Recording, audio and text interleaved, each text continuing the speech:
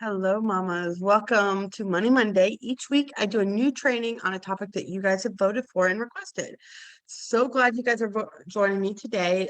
Drop in the comments hashtag replay or hashtag live. Let me know if you're here. Let me know how you've been doing, how everything has been going in your life. I'm just going to pull this here, make sure that it's showing up in the group. Just one moment.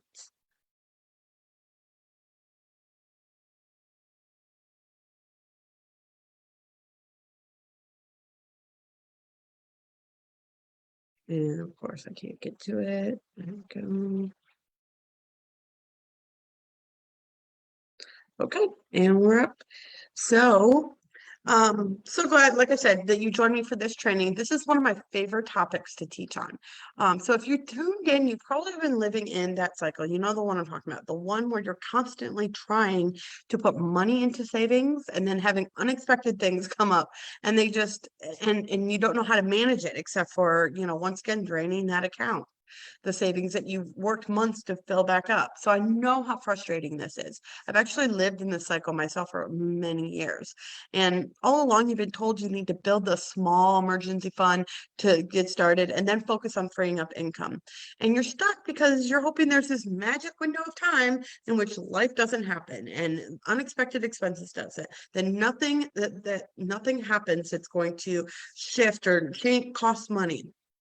Now, that doesn't exist, right? So let's talk about that a little bit today. Now, before I dive too far into this, let me introduce myself. My name's Erica Delicata. I'm a financial coach and the founder of the Intentional Spending Method. I've been developing my proprietary method after working with so many moms trying to figure out the best way to achieve financial freedom. So I'm on a mission to help moms inject intentionality into their money system so they can have the life that they desire. I know that this is possible because I'm walking this path and I've walked this path myself. So let's dive into this. I know how frustrating it is to finally get your savings account to that $1,000 only to have, well, in my case, a water heater breakdown. And then a month later, the garage door broke off. And then another month, the next month, there was this tiny little hose on the back of the toilet that breaks off without any warning and floods your entire house. And then I had to spend my son's first birthday in a hotel, as well as 3 extra months there. So let me tell you, when my son turned 1 and our house had flooded because of that tiny little hose, I felt like such a failure, because I couldn't afford to do what I wanted to do. I was a first-time mom, and he was my firstborn's first birthday. Nobody ever taught me how to save with intention. I remember being taught, put 10% of my check into, a savings account, which was way easier when I was 16 working at Taco Bell. When I was at this point, I was 27 and no spending plan in place, and I couldn't even wrap my head around taking 10% of our money and putting it in savings. This is why I created the intentional spending method.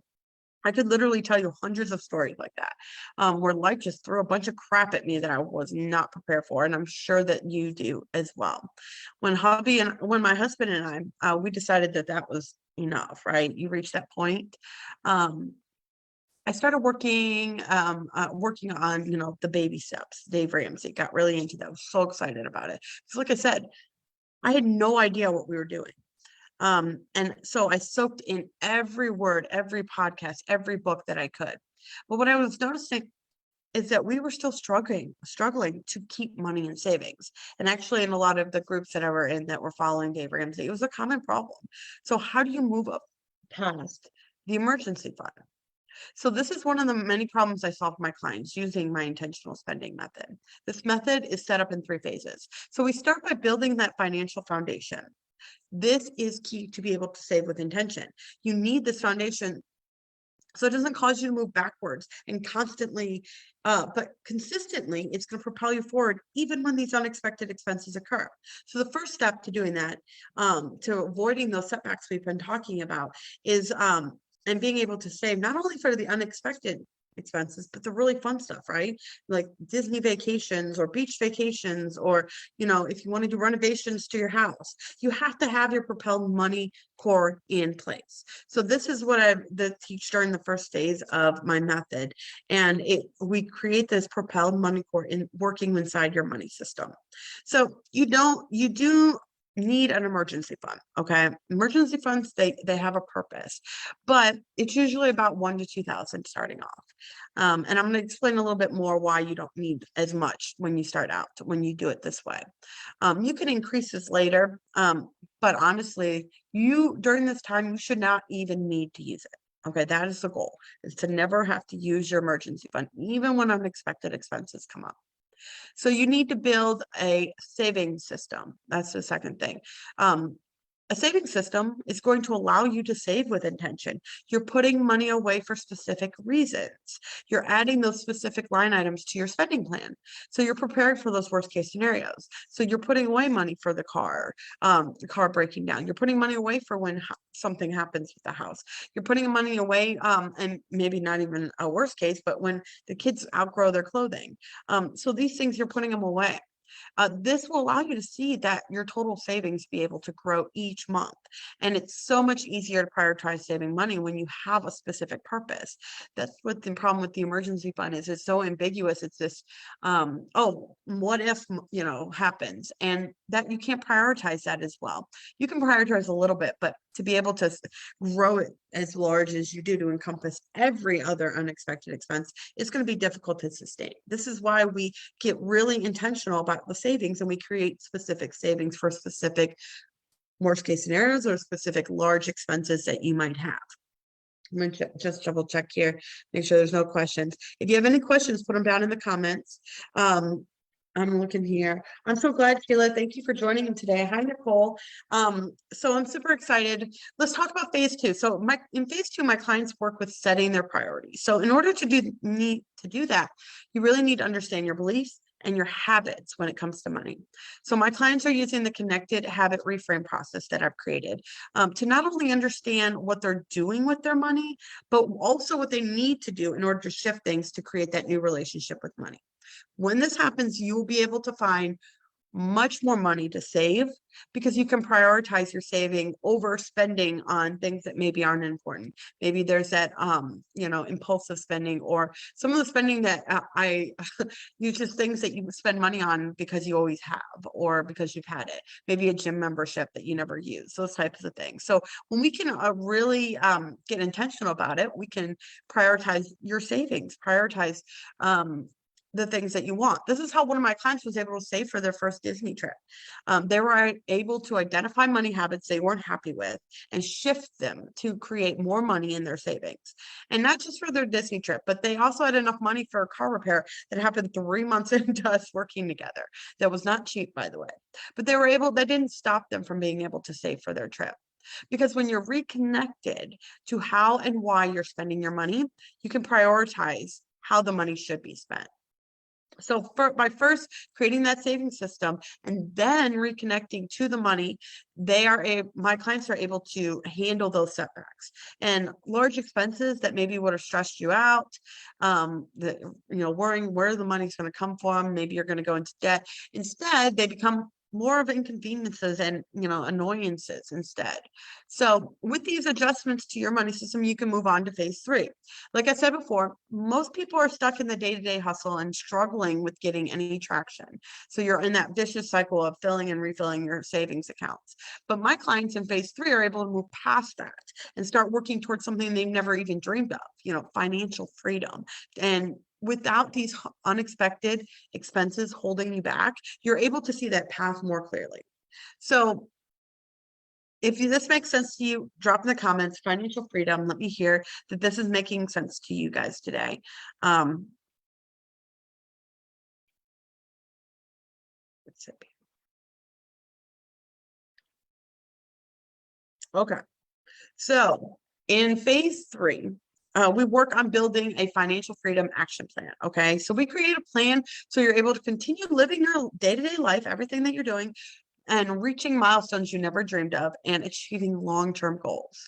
So you can see that when you see when you're struggling with constant setbacks, you're waiting for that magic window to occur of time to appear when nothing will go wrong. That window never exists. That was one of the things we struggled with, is that and that never happened. Life is going to keep going. Um, you can actually see that relying on just an emergency fund can actually hinder you from reaching your goals, because you're not able to prioritize your savings the way that you need to. Because again, like I said, it's that ambiguous savings. Oh, that what if?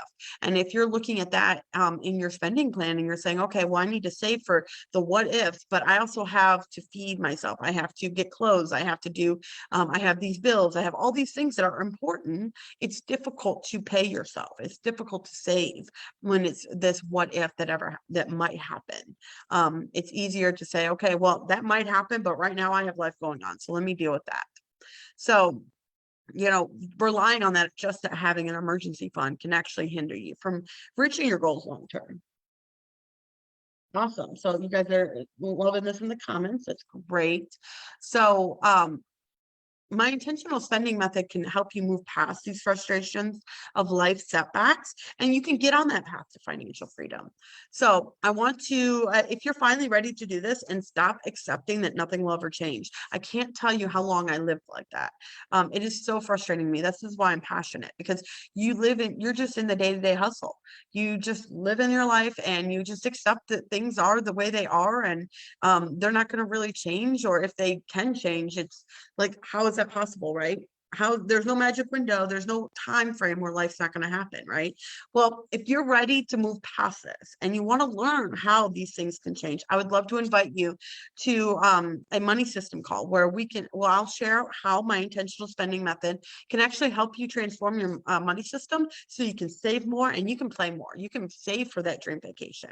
On the call, we're going to review what your money system looks like currently, and how is that supporting your goals. How is what you're doing supporting what you want to do, and what steps you may need to take to be able to save more and really start the journey towards financial freedom. So I'm going to put the link down below. So for you to schedule if you are interested in that. But before we go, let's do a quick review of what we talked about today. So first, we talked about creating a saving system that can help you prepare for that worst case scenario without draining the emergency fund. Second, we talked about adding specific line items to your spending plan that can help you prioritize your saving or your spending, and your savings, so you can save for more fun purchases as well. And then finally, we talked about how you can move past this vicious cycle of filling and refilling your emergency fund, so you can move past that towards your journey to achieve financial freedom. Super excited. This is great stuff. And like I said, this is one of my favorite topics to talk about. So if you have comments, drop them below, or you can message me directly, and I'm happy to answer them or give more insights. And so next week, like I said, we go live every Monday. So next week we're going to be talking about, because you guys have unanimously mostly talked about how you really want to learn about how to avoid side hustles. Side hustles are great, and I enjoy having my business, but in the same sense, this is a purpose. It's not a need. So looking at how can you avoid having to get that side hustle? How can you actually have more money in your spending plan? So tune in next week on Monday, same time, and we're going to chat about that, and I will break that down in a training for you. So I want you guys to take action this week on this. Do one thing this week that you can move forward towards your goals, and I will talk to you soon.